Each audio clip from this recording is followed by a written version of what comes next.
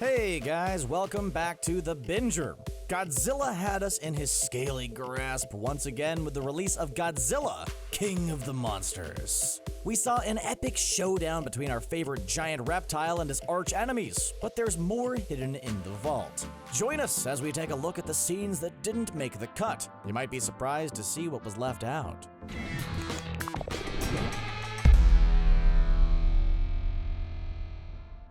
Mark's dream about Andrew. Mark is played by the very charismatic Kyle Chandler, star of Friday Night Lights and Bloodline. The brooding actor used his talent to his advantage in this feature flick, becoming a firm fan favorite. When Godzilla comes up against King Ghidorah for the first time in icy Antarctica, Mark has no choice but to watch as Vivian is slain.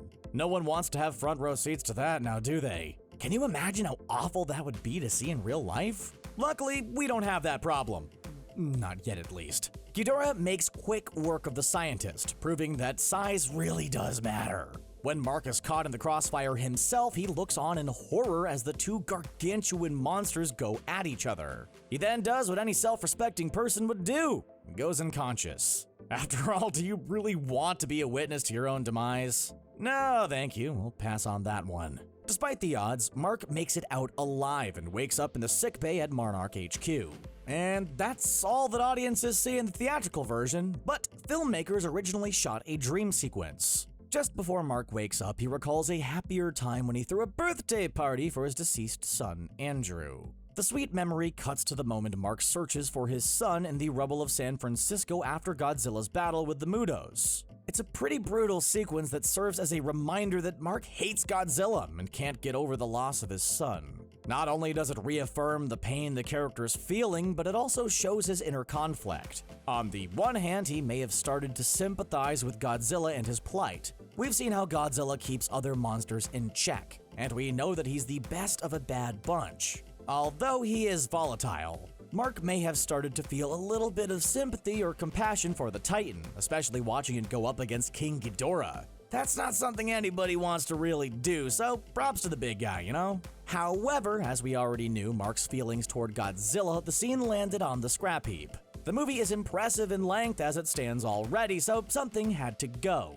While the scene is a good addition that would have worked well in the story and served a purpose, it wasn't vital. When it comes to editing, anything that can be gotten rid of will be, and unfortunately, this one was on the chopping block. Its removal didn't hurt the story, but at least we got to see it eventually anyway.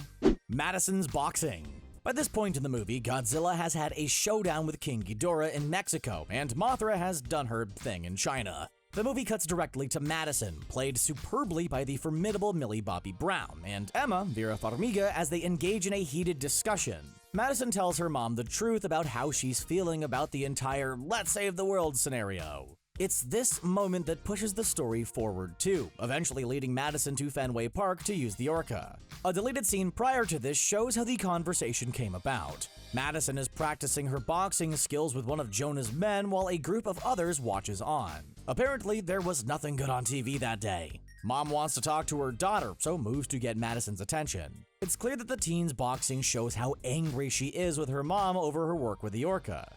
Understandably so. Wouldn't you be a little peeved if that was your mom? Every movie has its turning point, or a catalyst that propels it forward in some way. This was the case here.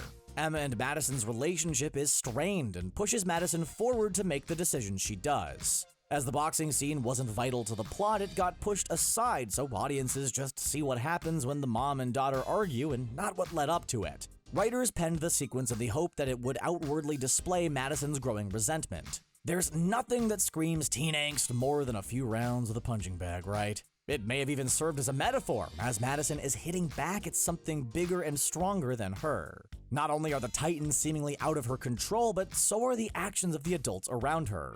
That's something pretty frustrating when you're a kid, isn't it? How many times did we all ask our parents to do stuff when we were growing up only to be denied? Sure, we weren't trying to save the world, but it certainly seemed like it when our parents said no. Life is an unfair, cruel mistress. Even Brown has spoken of her disappointment regarding the cut scene, which she herself hadn't had the chance to see. Talking to a reporter about the subject, she said, "Oh yeah, there was this full fight montage that I had done. It was a fighting, full-on MMA on this guy, this man guy. It was cool. They cut it. So bummed about it. By the way, I never got to see it, but I would have loved to see it too, and I'm sure everybody else would." She's got that right. The other argument. Continuing where one deleted scene left off, the third snippet is a different version of the argument between Madison and Emma. Cinemagoers see Emma telling her daughter that it's not too late to fix things, even though King Ghidorah is tearing the place apart. In a bid to try and restore the fractured relationship, Emma tries to make amends, but it doesn't work in the slightest. Madison tells her mom that the entire plan is ruined, and they were supposed to restore the balance and not bring about the end of the world. Incredibly, Emma is still defending herself and tells her daughter that there was no other option. Call us naive, but considering the outcome was this bad, surely it would have been time to sit down and make a brain map and bounce some ideas around. Emma doesn't seem to think so. According to her, it was either that or the government was going to do a mass call of titans. That would have meant all the precious work she'd done would have gone to hell in a handbasket. So, is there something slightly selfish about her decision? The jury's out on that one, folks. Her daughter is just as stubborn as she is and plays the deceased brother card, reminding mom that the whole point was to honor Andrew's memory. And this is not how you do it, that's for sure. The alt version is entirely different and has a much darker tone. Emma has a polar opposite attitude, telling her teen that she should have known there would be trouble. She almost berates her for thinking it was going to go well. In fairness, she has a point, as nothing is going to go smoothly when you're dealing with unpredictable, gigantic monsters that you know next to nothing about. After all, she was warned about the dangers, but went along for the ride anyway. Madison brings up her father, whom Emma begins to talk badly about for leaving in the first place. In the deleted scene, Andrew isn't mentioned at all. Both versions end with Emma locking herself in her room in typical teenager fashion. It's not hard to see why editors ran with the first take, as you can see it from both sides. You feel for Emma for being caught up in such a terrible mess, but you also get where Madison's coming from. It's not the bonding experience that either party hoped for, so you feel yourself caught in the middle as well. In the deleted scene, Emma comes across as abrasive, domineering, and just too much of a stern mom. By opting for the friendlier, more submissive mama, the movie is richer. It's more shades of gray and less black and white, which makes for a much more interesting tale. We don't like our movies clean cut and pure. We like them mixed up and dark and confusing, just like our lives. But, you know, with more monsters and stuff.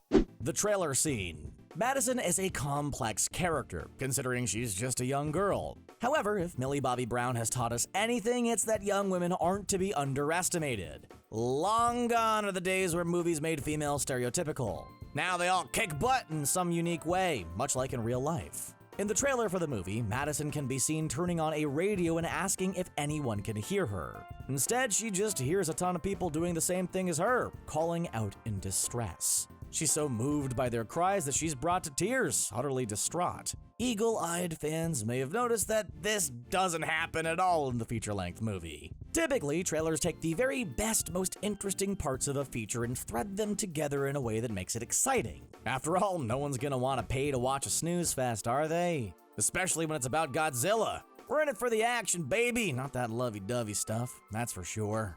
Although Godzilla Jr. from the old movies was so dang cute. This third and final deleted scene happens after Madison locks herself in her room, but it was cut from the movie. Why?